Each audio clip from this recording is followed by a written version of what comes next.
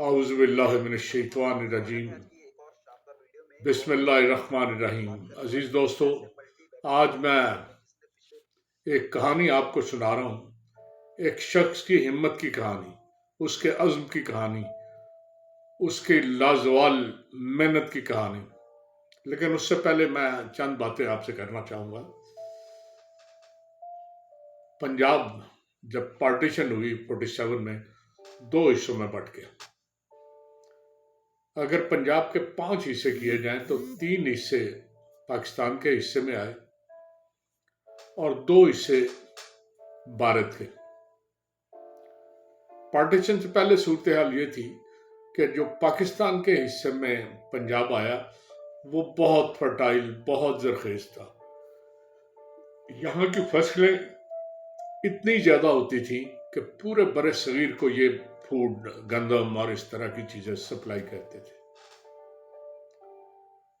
जबकि मशरकी पंजाब जो भारत के हिस्से में आया, वहाँ को सूरत हाल बहुत अच्छी नहीं थी। बस थोड़ी बहुत फसलें होती थी।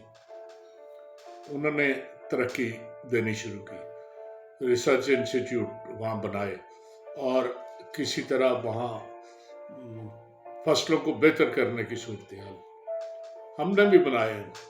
हमने भी कुछ बेहतरी की है, लेकिन 19-20 का फर्क पड़ा। वो फसलें जो 47 पे 25 मन एकड़ देती थी, वो आज बढ़ के 30-35 पे 40 पे पहुंच गई हैं, इससे ज्यादा नहीं। भारत वालों ने 101 एकड़ में 100 मन यील्ड दी है, गंदम और दूसरी।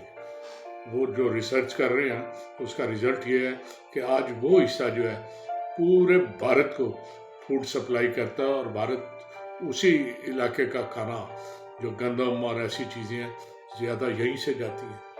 तो ये फर्क है। अच्छा, एक चीज और मैंने वहां देखी कि वहां का किसान जो है ना, बड़ा खुशहाल है, जिसका नतीजा ये है कि शहरों की तरफ उनकी मुंतकिली कम है। आते हैं, काम किया और चले गए। जिसके पास 5-6 एकड़ जमीन भी है, उसकी आमदन इतनी माकूल है कि वो खुद ना तो काम करता है, ना कहीं कुछ और करता है।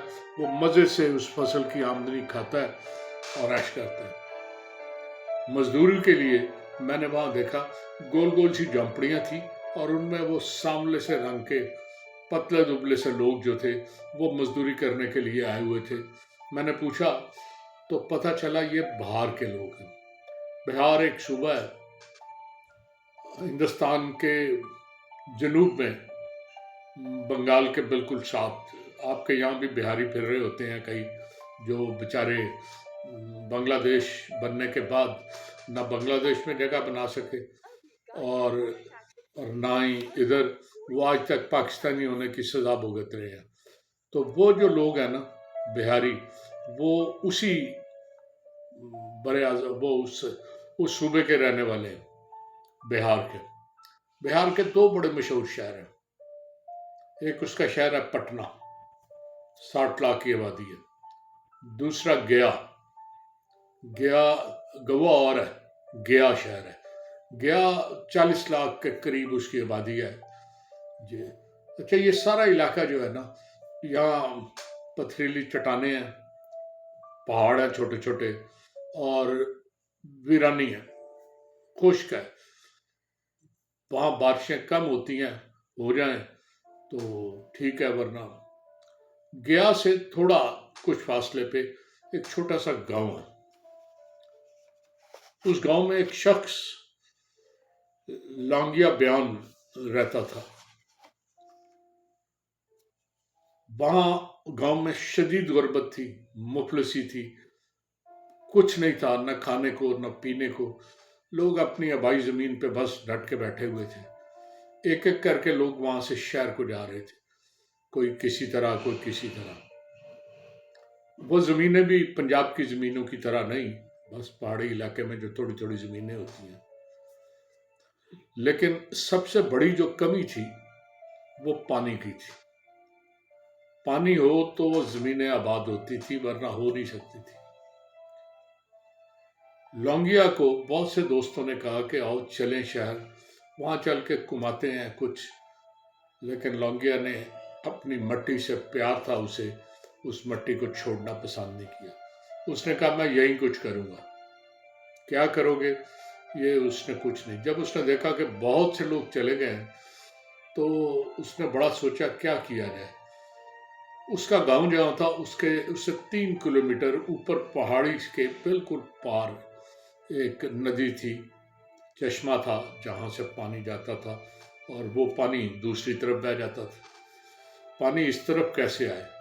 اسے لانے کے لیے ایک نہر ضروری تھی، اور وہ 3 کلومیٹر نہر کون بنائے؟ یہ 90 کی بات ہے۔ لونگیا نے بڑا سوچا، پھر اس نے ایک کدال پکڑا جسے کسی ہم کہتے ہیں، ایک وہ گینتی پھاڑوا جسے کہتے ہیں، وہ 2 چیزیں پکڑی اور پہاڑ کے اوپر چڑھ گیا۔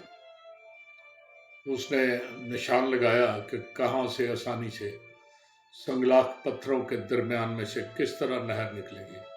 پتھر بھی کافی ہٹانے پڑنے تھے۔ 90 میں اس نے شروع کیا کام کہ میں دیکھتا ہوں نہر۔ بڑا سخت اور مشقت والا کام تھا، اور وہ اکیلا تھا، اس کے ساتھ دینے والا بھی کوئی نہیں تھا۔ لوگ مذاق اڑاتے تھے، دیکھتے تھے، لیکن وہ لگا رہا۔